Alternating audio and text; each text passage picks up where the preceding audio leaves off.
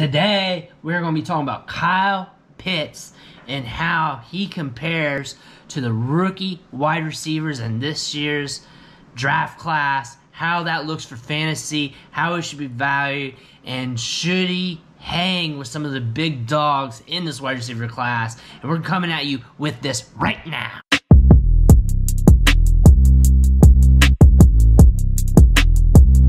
What's going on, guys? This is Bruce Matson, your host of the show, Metric Scout Fantasy Football, where we talk about Dynasty, Redraft, NFL Draft, all things NFL. And today we're going to talk about Kyle Pitts and how he ranks among this year's wide receiver class. Not just the tight ends, because he's a consensus tight end one right now, but how does he rank among these wide receivers? We hear a lot of good things about his pass catching ability, how he can run routes, but how does he compare against some of the best receivers in this year's draft, which is considered a great batch of rookie wide receivers from the top to the bottom, just straight up depth. Where does he fit in? Where should we value him? And how should that impact where we should select him in Dynasty and rookie drafts, startup drafts, going forward? Should we invest much when it comes to trading for him here in the near future? What should we be doing about Kyle Pitts? That's what I'm here for. That's why you need me, because I'm that guy. But Kyle Pitts, man, he is a unicorn of prospects. Mel Kiper came out today on one of his podcasts saying he was the best, or he is the best, tight end prospect that he has analyzed during his career. And I agree. I believe him 100%. You look at his ability to stretch the field. You look at his ability to make plays, his ball skills, and you tell me what tight ends have been doing it at that level to that degree coming out of college. He is on a different world, different level. You look at the size that he has at 6'6", 246 pounds, and you watch him move, and you see him play, and you think you're seeing Megatron out there. That's not a straight comparison, but that's an image you see when you see him on the field, because Kyle Pitts is a tremendous size-adjusted athlete. He is a player that does not come around every day. It's just almost like a once in every 10 years type of prospect, especially at the tight end position. He runs routes well. He cuts for his size like no tight end or even big wide receiver you ever seen. He can sell routes. I like how he alters the speed of his routes to get on the heels of that DB. And that's just something different that you don't see in many wide receivers' games, let alone tight ends.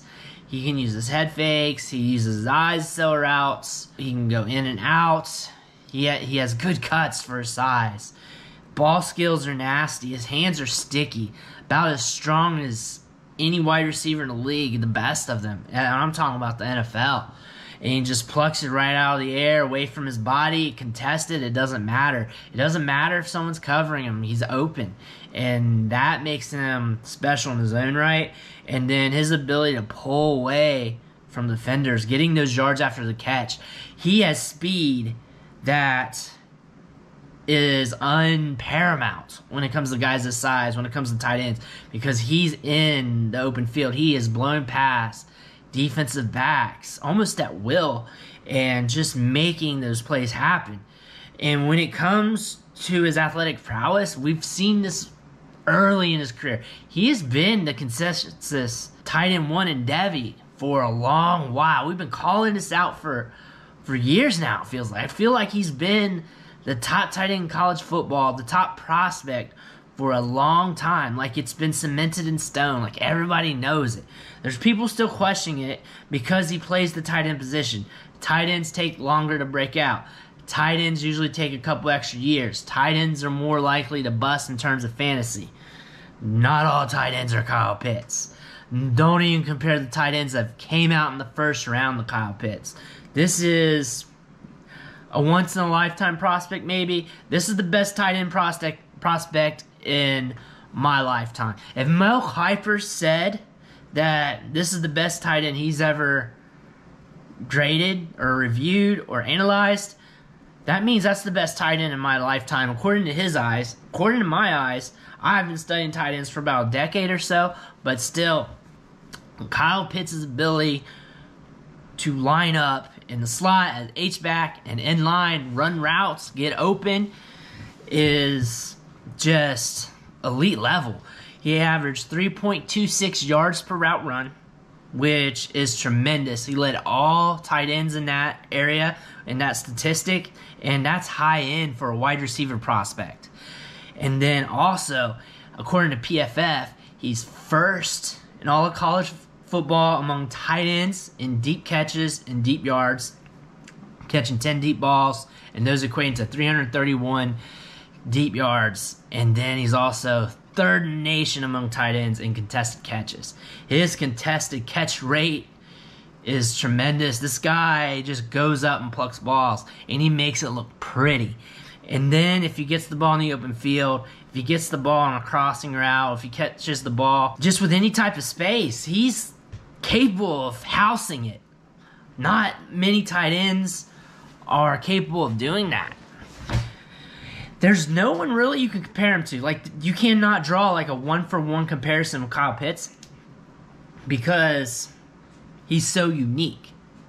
He's a special player.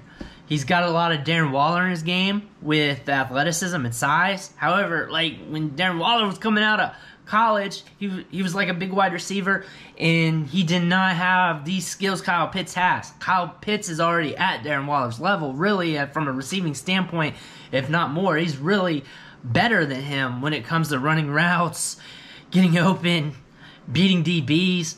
He beats DBs like they stole something. It's different.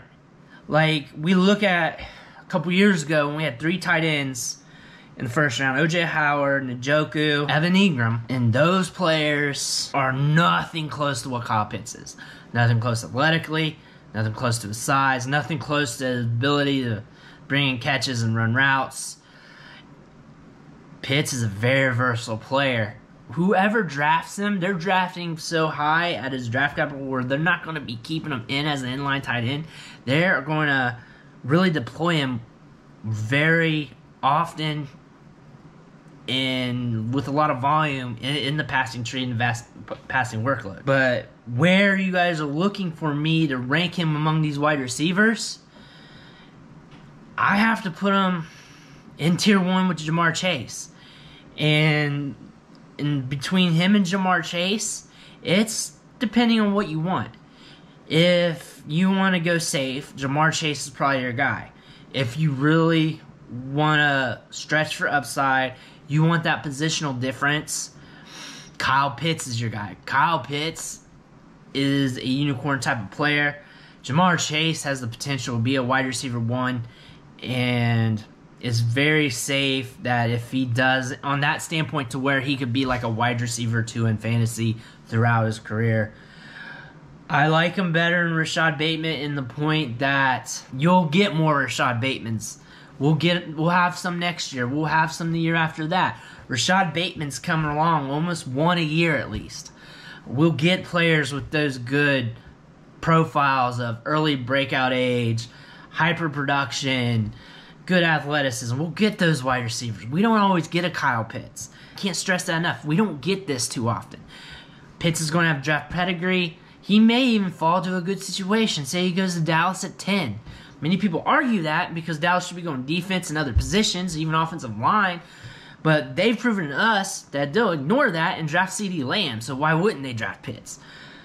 Makes sense, especially when you want to bring in Dak and you want to sign him and you want to prove to him that, hey, we're not going to Deshaun Watson you. We want to build you up, get you guys to throw to. How about some Kyle Pitts? How about some CeeDee Lamb? That makes sense to me. He could fall in a good situation, even though he's getting drafted so high. I've seen him getting mocked to the Eagles. I've seen him getting mocked to the Panthers. I've seen him getting mocked to everywhere. The thing about mocking him is you don't know where he fits because these upper teams or these teams drafting high, they have all these needs. They either need a quarterback, the poor on defense or whatever. So tight end is really hard to mock to, but Kyle Pitts is worth it. Kyle Pitts is a player that you're just not going to get every year. And from a developmental standpoint, there isn't much to build upon when it comes to his receiving abilities. I see a lot of people harping on his inabilities to block. He's not a bad blocker. He's not inefficient. He's not going to be a detriment to his NFL team, but he's going to be used more on the passing game. There's no reason why you'll keep him in the block when he'll be your second best or maybe your best wide receiver on the field. And at the NFL level, too, they have teams that emphasize their tight end more. Darren Waller, Kelsey, and other teams, they just emphasize that tight end as more of their number one option or closer to that one option. That could be Pitts. That probably will be Pitts. If you're drafting Pitts, you're drafting him to be that guy. And why I have him up there with Jamar Chase is that he's a unicorn player. You're not going to get that too often. His receiving ability, if you're playing just wide receiver, he is the size-adjusted speed guy of this class. 6'6", 246, and has speed to get open downfield. This class has a lot of small speedsters, a lot of guys with short area quickness, some good route runners, a lot of efficient players, but they don't have those big monsters just winning jump balls left and right. We don't have many of those guys. Kyle Pitts is elite level at that with the sticky hands. That's why I got him in tier 1. That's why I got him with Jamar Chase, and that's why I got him high. He's also going to go high in rookie drafts. First round pick in rookie drafts. He's going to be highly valued in startup drafts. A lot of people are going to be questioning his long-term player value because they're going to be looking at these other players or other tight ends ADPs, but he's a different player. He's a different tight end. He's going to hold a different value. When it comes to tight ends, I got him instantly as the top 3, top 4 tight end in the league because of the upside, because of his receiving ability, because he's more of a receiver, inline tight end. This guy is very versatile. He can block, but he's more suitable to running routes, being a receiver. And when you compare his skills to the receivers in this elite level, high depth, talented wide receiver class, he is up there with the top guys. He's up there with Bateman. He's up there with Chase. He's up there with Rondale Moore. And then the other guys with lesser profiles, with red flags, I can make a case why he's better. He's bigger, thicker. He's probably not much slower, maybe even just as fast as Devonta Smith. Bigger than Jalen Waddle. Doesn't have that tremendous injury history. Elijah Moore's a smaller player, where Pitts, you can line him up in the slot, you can line him up outside, you can line him up in line. More versatile, athletic. Diamond Brown straight stretches the field, good field stretcher. But Kyle Pitts can stretch the field in his own right, but differently, getting downfield, winning with jump ball capabilities. And then tier 5, Seth Williams is the big wide receiver. Kyle Pitts, more athletic, can do more after the catch compared to Seth Williams. Faster, more athletic, more aggressive, doesn't take plays off.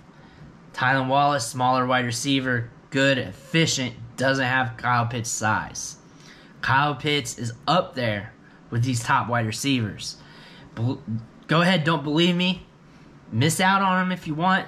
This guy is more than likely not going to bust on us, and he's going to hold value for a while in Dynasty because it's going to be a first-round pick. He's a young player. He's entering the league at 20 years old. He'll take his first snap at 20 years old. One of the youngest players in the league already, and will be one of the hyper-athletic tight ends in the NFL. That's Kyle Pitts. You're getting a receiving monster who'll be playing the tight end position. There's no more to say. He has a lot of upside for fantasy football. I suggest looking into him if you have not. I'm sure you have. Don't sleep on him. Don't fade him just because he's a tight end. Thank you for watching the show. Hope you enjoyed the content. If you don't want to miss the next episode, because I'm pumping this up left and right, dropping shows all the time, baby.